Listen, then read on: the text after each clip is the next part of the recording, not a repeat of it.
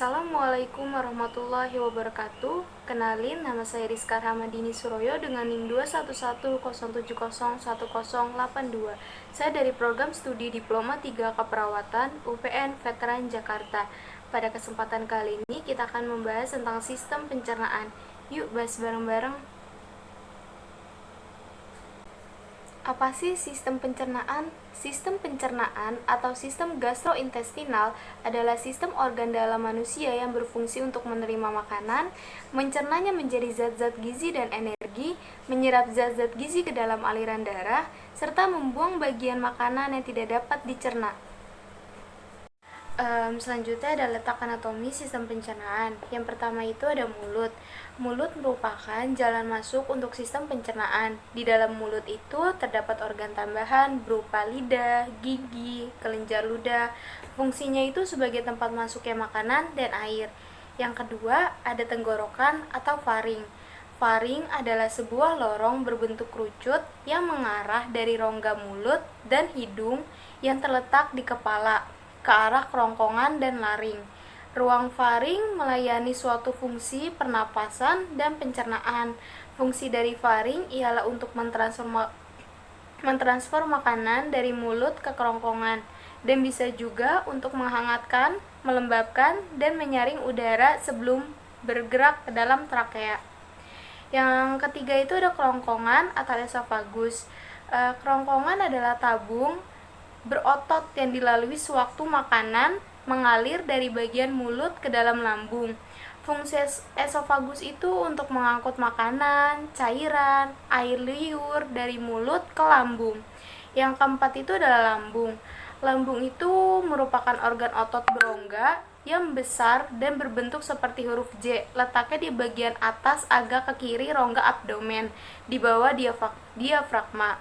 Kapasitasnya itu 1-2 liter, terdiri dari 3 bagian, yaitu fundus ventriculi, corpus ventriculi, dan pylorus.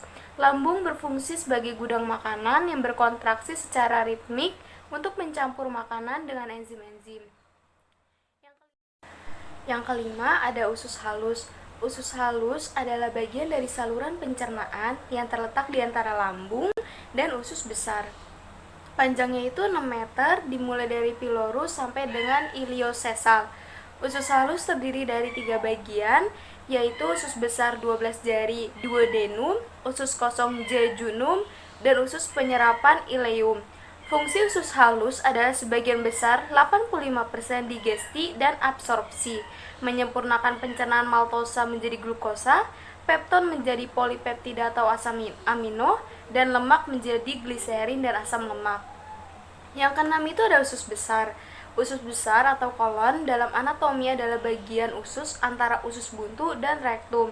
Nah, usus besar itu terdiri dari kolon ascendens, kolon transversum, dan kolon descendens. Fungsi utama organ ini itu untuk menyerap air dari feses. Sel goblet menghasilkan mukos yang penting untuk melicinkan dan melengketkan feses. Dan fungsi terakhir adalah defekasi. Nah, selanjutnya itu ada rektum. Rektum adalah sebuah ruang yang berawal dari ujung usus besar dan berakhir di anus. Organ ini tuh berfungsi sebagai tempat penyimpanan sementara feses. Biasanya rektum ini kosong karena tinja disimpan di tempat yang lebih tinggi, yaitu pada kolon descendens. Jika kolon descendens penuh dan tinja masuk ke dalam rektum, maka timbul keinginan untuk buang air besar atau BAB. Yang terakhir ada anus. Anus merupakan lubang di ujung saluran pencernaan di mana bahan limbah keluar dari tubuh. Sebagian anus berbentuk dari permukaan tubuh dan sebagian lainnya dari usus. Pembukaan dan penutupan anus diatur oleh otot sphincter. Feses dibuang dari tubuh melalui proses defekasi atau buang air besar atau yang biasa kita sebut BAB, yang merupakan fungsi utama anus untuk defekasi. Nah, ada organ tambahan. Organ tambahan itu pertama tuh ada pankreas. Pankreas adalah organ pada sistem pencernaan yang memiliki 2 fungsi utama. Yang pertama menghasilkan enzim pencernaan serta beberapa hormon penting seperti insulin. Pankreas terletak pada bagian posterior perut dan berhubungan erat dengan duodenum atau usus 12 jari. Nah, yang kedua tuh ada hati. Organ ini memainkan peran penting dalam metabolisme dan memiliki beberapa fungsi dalam tubuh termasuk penyimpanan glikogen, sintesis protein plasma, dan penetralan obat. Dia juga memproduksi bile yang penting dalam pencernaan. Yang ketiga itu ada kantung empedu. Kantung empedu dia tuh bentuk organ yang berbentuk seperti buah pir. Dia dapat menyimpan sekitar 50 mili empedu yang dibutuhkan tubuh untuk proses pencernaan. Nah, sekian pembahasan sistem pencernaan dari saya. Kurang lebihnya mohon maaf. Wassalamualaikum warahmatullahi wabarakatuh. Sampai jumpa.